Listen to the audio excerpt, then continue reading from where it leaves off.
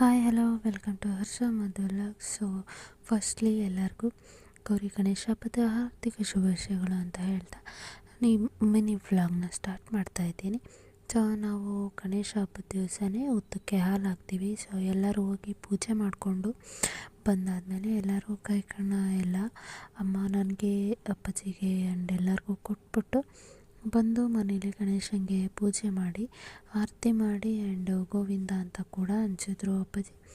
ಎಲ್ಲ ಆದಮೇಲೆ ಊಟ ಮಾಡಬೇಕಲ್ವ, ಊಟ ಮಾಡ್ಕೊಂಡು ಸ್ವಲ್ಪ ಹೊತ್ತು ಮಾಡ್ಕೊಂಬಿಟ್ವಿ. ಸಂಜೆ ಆಂಟಿ ಅವ್ರು ಬಂದರು. ಅವ್ರು ಬರೋ ಅಷ್ಟೊತ್ತಲ್ಲಿ ನಾನು ಕೂಡ ಸ್ಯಾರಿ ಹಾಕ್ಕೊಂಡು ರೆಡಿಯಾಗಿದ್ದೆ. ನನ್ನ ಈ ಎರಡು ಔಟ್ಫಿಟ್ಟಲ್ಲಿ ಯಾವುದು ಇಷ್ಟ ಆಯಿತು ಅಂತ ಕಮೆಂಟ್ ಮಾಡಿ ತಿಳಿಸಿ.